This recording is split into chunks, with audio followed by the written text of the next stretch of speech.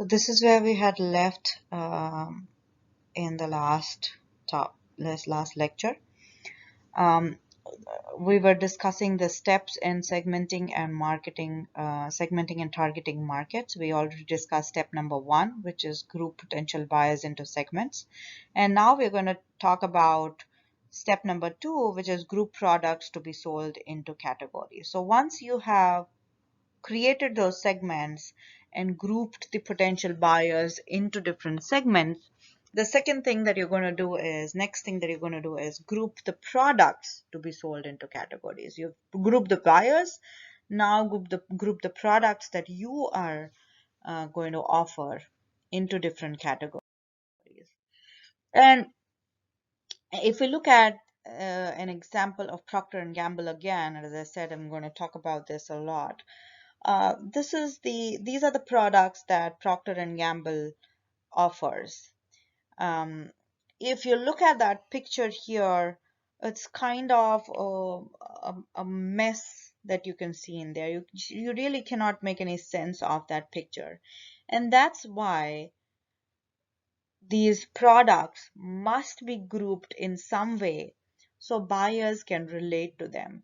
So in its own, if you look at the picture in this current form, it doesn't make any sense to the buyer. They cannot relate to it. It's very difficult. It's just a mess, and that's why it's not a very good idea to put those products like that. And that's why we want to group the products into different categories. So this is just a picture that I have taken from the internet. It's really not how P&G has put it on their website. You can see there the URL below. If I click on it, this is what we see. On their webpage, P&G has really grouped their products together based on the type of product it is. You can look at the left hand side where it says filter. They have put all the baby care products together, as you can see on the right hand side. All Good, Loves, Pampers, these are all their brands of diapers. Then you can see again on the left hand side we have after baby care, we have fabric care, and on the right hand side bottom you can see fabric care, Ariel, Bounce, Cheer, and a lot of others that they have uh, after that. Then on the left hand side again on filter you see family care, feminine care, grooming, hair care, home care, oral care, personal health care, skin and personal care.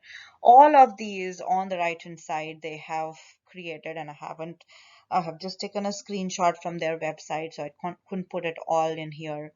But this is how they have put all their products into categories for the consumers to make sense of it, for the consumers to relate to it, and that's what you're supposed to do in step 2. Group the products to be sold into different categories.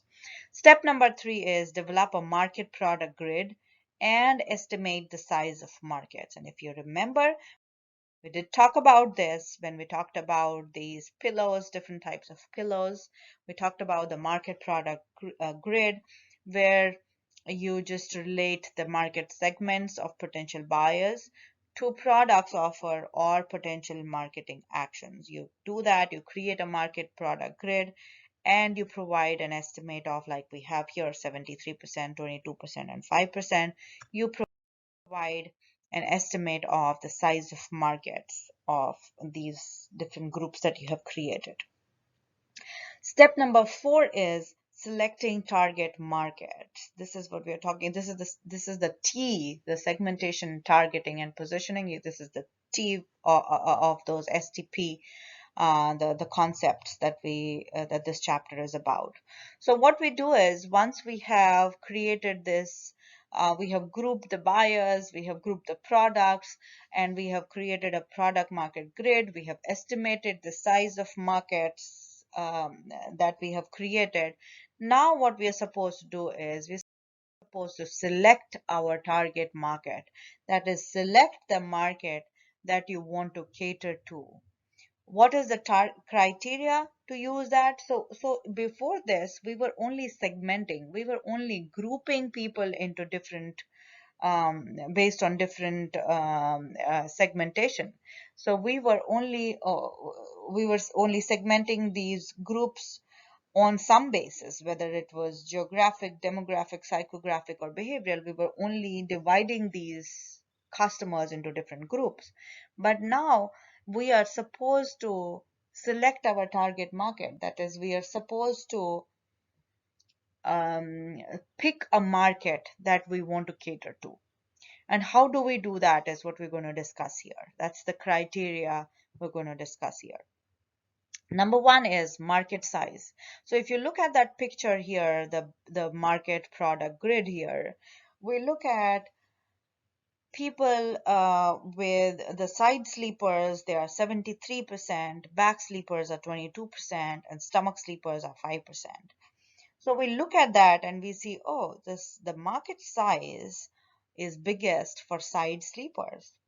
So that's one criteria. So you can look at that and you can say, okay, this is the market. We have side sleepers, back sleepers, and stomach sleepers.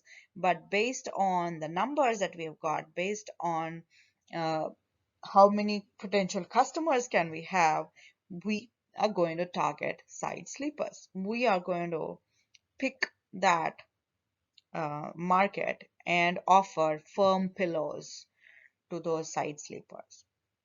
That's one criteria you can use. Next is expected growth, which means that maybe there's a study which shows that yes, there are 73% side sleepers, but in the new potential customers, which is like babies or young people or kids, um, more and more kids are now sleeping on stomach. So if you have an expected growth in that third 5% category, maybe that's the target you want to, that's the market you want to target.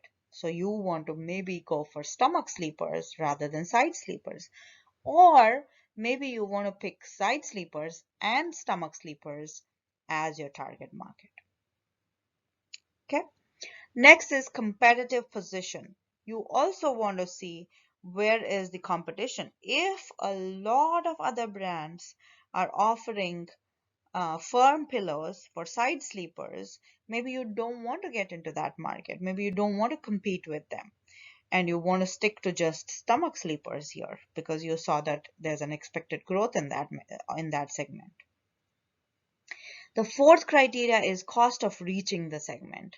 Now, that's also one criteria you have to think about. Maybe there are many stomach sleepers, but these stomach sleepers are in completely different areas. Maybe they're scattered all around, and you in order to reach these specific people, you will have to spend a lot of money. If that is the case, then maybe it's not a good idea to go for stomach sleepers. So that's something that you have to think about.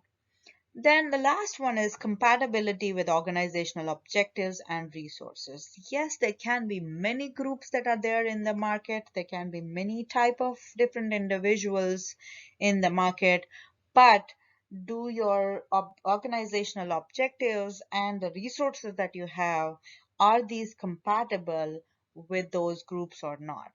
You have to check that as well. You cannot say that I'm going to cater to this particular market and it does not even match your organizational objective. So that's also important. You have to keep that in mind when you're selecting your target market.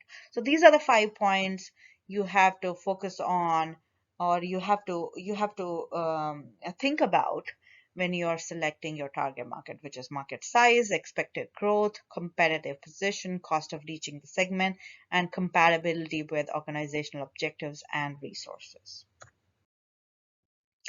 And the last step number 5, is taking marketing actions to reach target market. So once you have selected the target market, once you are like, okay, this is where I'm going to offer my products, this is the market I'm going to offer my products to, next what you're supposed to do is to reach the target market. In order to reach the target market, you'll have to take marketing actions.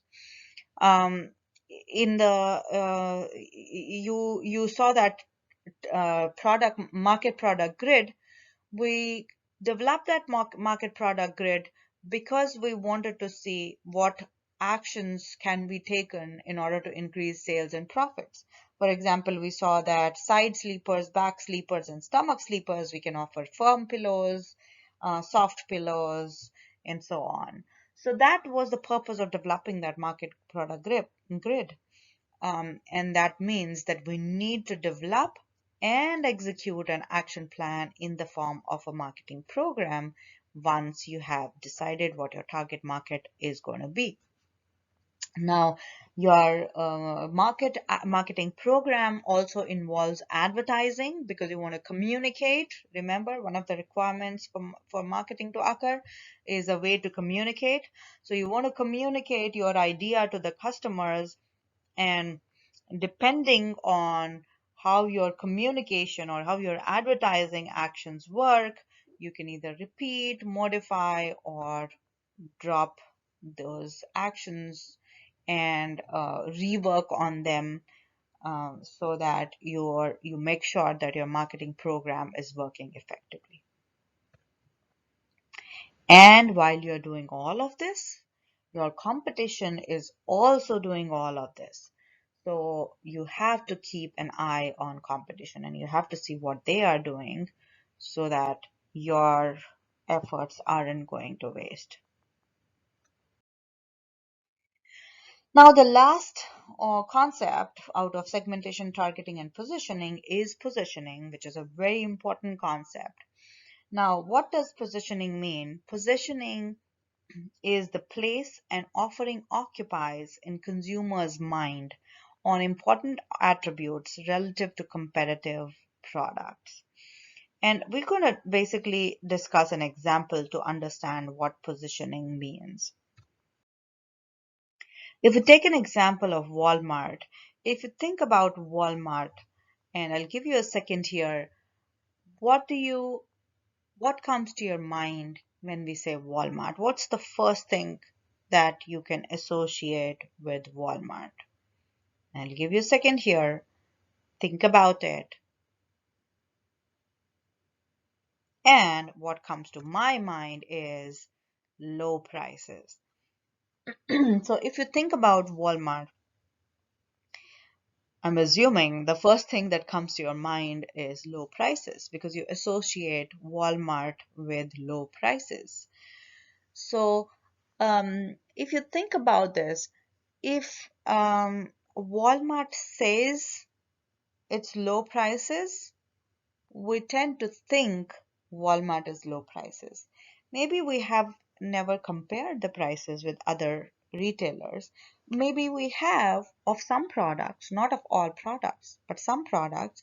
But still, when we think about Walmart, we think about low prices. We think that the products that are sold in Walmart are low price products. And this is because of Walmart's positioning strategy. This is because Walmart wanted to occupy in our mind a place which says Walmart means low prices. So that's positioning. We want to occupy we want to occupy a place in consumers' minds, and we want to say this is who we are. We can take another example. For example, Johnson's soap. If you think about Johnson's soap is actually Johnson's baby soap. So they always say Johnson's baby soap. So what they have done is they have occupied in our minds that Johnson's is a baby soap. Even though it's just a soap. It's not necessarily just a baby soap. If you go out and want to buy a soap, you're probably never going to buy Johnson's baby soap because you think that it's for babies. Even though, I mean, it's okay to use Johnson's baby soap, but that's the place it has occupied in consumers' mind. Tomorrow, when you want to buy a soap for your baby, probably you're going to go and buy the Johnson's baby soap because you think it's for babies. And you think it's for babies because Johnson's wanted to occupy that place in your mind and say that we are a baby soap. The same for Iris Spring, for example.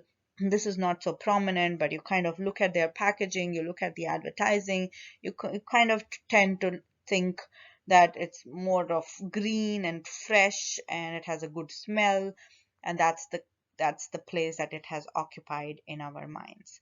So that's product positioning. At this point, I want you guys to do the activity number 2. And this is what you have to do. You have to write the name of your deodorant or soap, whether it's a bar or body wash, and write the entire name of this product that you have chosen. And I've given an example here. For example, Dial Advanced with Lather Pockets Deodorant Bar Soap. This is the complete name of this product. So you need to do it for your deodorant or soap. And um, next, what you're supposed to do is, based on the packaging, the name, scent, flavor, size, price, whatever it is, estimate its target market. What I mean by that is you just need to provide estimates. That is, it doesn't have to be exact. Just write what you think its target market is. Once you're done with that, describe its marketing mix. If you remember, components of marketing mix are 4 P's: product, price, place, and promotion. So write about the product. Of course, you must have written about what product it is, what is the price of the product, and you can provide estimates, which means you don't have to write the exact. You don't have to Google it up. You just write whatever you remember from your from the purchase. So write an estimated price. Write which places is it available at. That is, what locations, what retail stores is it available at, and the promotion, which is what do they use? Do they use advertising? uh, how do they communicate with the consumers about their product, right? All those 4 P's about the product. You can pause this video here, write all of this, and then come back and start it again. So once you've done that, we've completed the activity. The next concept that we want to talk about is product repositioning. So product positioning was occupying a place in consumers' mind, right? So we want to place an offering in consumers' minds. Product repositioning is we want to change the place that the offering has already occupied in a consumer's minds relative to competitive products, of course. So repositioning involves changing what positioning had already done, changing the position in consumers' minds. Okay. For example, Dove, if you see all of these ads, these all were focusing on, if you see, are you ready to choose beautiful? Real beauty is shaped by real women, softer, smoother skin after one shower, and all of that. So it was all about soft, smooth women. So their positioning strategy was that they are a smooth, soft, they offer these smooth, soft body care products for women. What they did is they changed it, they repositioned their products, and now they made it for men. So what they did is they got that smooth, soft thing from women, they picked that up, changed it into care, because you see men plus care, men plus care. Everywhere they say Dove, they say men plus care. So they took that care um, and added it to men and kind of added all the babies and kids in their advertisements. And they said that, oh, it's now repositioned. It's also for men and on men who care, mainly care about their children, is what how they repositioned that product. So that's repositioning. Now, a perceptual positioning map, or we also call it perceptual map, is basically a map like we see below for the PNG product. is a map or is a graph with two dimensions. You can choose any two dimensions. Um, the location of products or brands in the minds of consumers to enable a manager to see how consumers perceive competing products or brands, as well as the firm's own product or brand. So you can choose any two dimensions. For example, here you have price and let's say quality, and then you choose these two and you place your products and the competitors' products on that map, on that graph, and so that you just have a visual of where your brand is as compared to the compete. For example, you have a perceptual map of chocolate milk, and you can see here that it shows on the X quadrant, it shows children's drink versus adult drinks. And it's not a chocolate milk perceptual map. It's actually drinks map. And you can see on X quadrant is children's drinks versus adult drinks, and on the Y quadrant you see high nutrition versus low nutrition. And you see that these different drinks are placed on different quadrants, and it shows that for example, tea is an adult drink versus milkshakes or fruit flavored drinks is a children's drink and low nutrition drink is fruit flavored drinks, and children's drink and high nutrition drink is regular milk. If we look at chocolate milk in here, it was repositioned as an adult drink.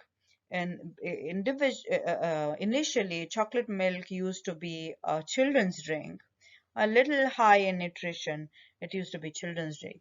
Now it is repositioned as an adult drink. Now adults also drink chocolate milk, and it's okay because that's how it is repositioned.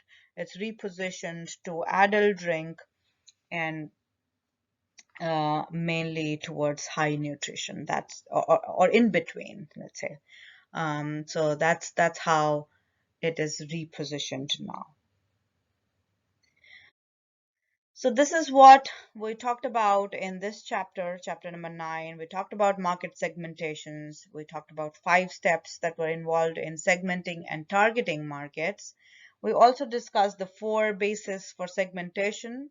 That was geographic, demographic, psychographic, and behavioral. We discussed the five criteria for selecting target market, and we discussed positioning and repositioning and the perceptual mapping involved in positioning and repositioning. And that ends our chapter.